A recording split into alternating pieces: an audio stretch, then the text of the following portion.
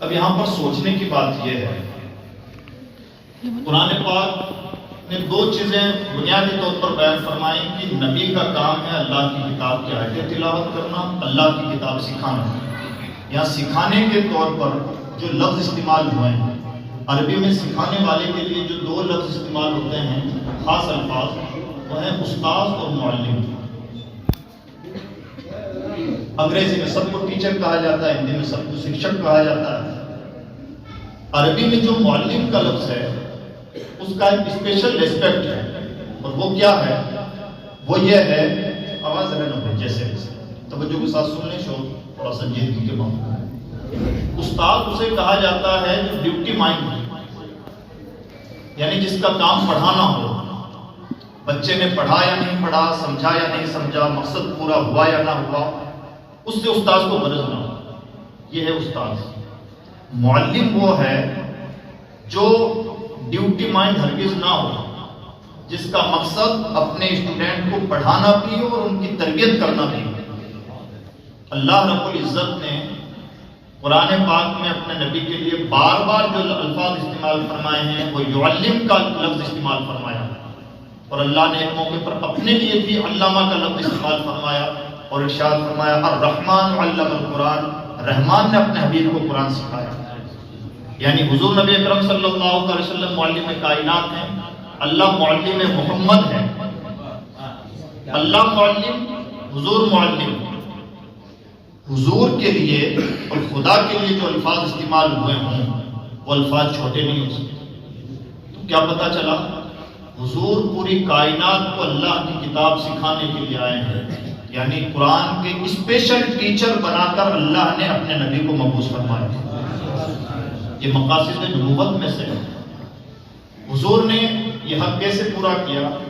یہ حق ایسے پورا کیا جو قرآن نے بیان فرمایا ہے کہ حضور نے انہیں قرآن ایسا سکھایا ہے کہ قرآن سنتے ہیں تو سنتے سنتے آنکھوں بل پڑتی ہیں۔ قرآن سنتے ہیں تو سننے کا انداز اب ایسا ہو گیا ہے نبی کے سکھانے کی بدولت کہ ان کے رونگٹے کھڑے ہو جاتے ہیں۔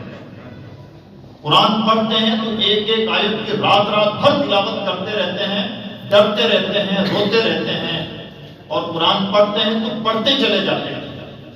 حضور نے سکھایا تو اس انداز سے سکھایا، یہ حضور کے مقاصد میں سے۔ تیسری بات، قرآن پاک نے جو نبی کا مقصد بیان فرمایا وہ ہے حکمت۔ نبی وہ ہیں جو حکمت سکھاتے ہیں۔ دنیا میں تعلیم و تربیت کے نام پر جو کچھ بھی رواج چل رہے ہیں، جتنا بھی سسٹم جاری ہے، نافذ ہے، اس میں دو ہی چیزیں ہیں، ایک ہے ٹیچنگ اور دوسری چیز ہے ٹریننگ۔ اس کے آگے دنیا کی پہنچ نہیں ہے۔ حکمت کا جو لفظ ہے اس کی بہت ساری تفسیریں بیان کی گئی ہیں۔ ایک مطلب یہ ہے عقل مندی، یعنی نبی وہ ہیں جو قرآن کی آیتیں تلاوت کرنے کے لیے تشریف لائے، نبی وہ ہیں جو کتاب سکھانے کے لیے تشریف لائے، اور نبی وہ ہیں جو عقل مند بنانے کے لیے تشریف لائے۔ دنیا میں یا تو ٹیچنگ ہے یا ٹریننگ ہے۔ ٹریننگ جانوروں کو بھی دی جا سکتی ہے، ہم طوطے کو بولنا سکھا دیں تو بولنے لگتا ہے، اور کتے کو جاسوسی سکھا دیں تو جاسوسی کرنے لگتا ہے، یا گھوڑے کو کچھ ٹریننگ دے دیں، تربیت دے دیں تو جیسا ہم تربیت دیں گے اس تربیت کے اکارڈنگ وہ لائف گزارنے لگتا ہے۔ ہاتھی کو سکھا دیا جاتا ہے کہ یہ لفظ بولے تو بیٹھنا ہے اور یہ لفظ بولے تو اڑ جانا ہے، تو ایسا کرنے لگتا ہے۔ یہ ہے ٹریننگ، تربیت۔ نبی وہ ہیں جو کتاب کی آیتیں تلاوت کرتے ہیں، پھر کتاب سکھاتے ہیں۔ دنیا یہیں پر ختم ہے۔ دنیا کے پاس کوئی ایسا نظام نہیں جو بیوقوفوں کو عقل مند بنا دے۔ دنیا کے پاس ابھی تک ایسا نہ کوئی سسٹم ہے۔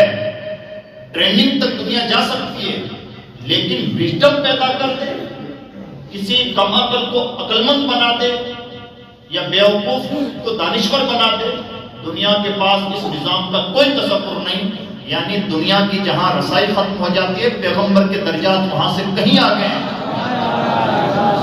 نبی اکلوتے ٹیچر ہیں دنیا کے نقشے پر جو بیوقوفوں کو عقل مند بناتے ہیں، اور اسی کتاب کی بدولت بناتے ہیں۔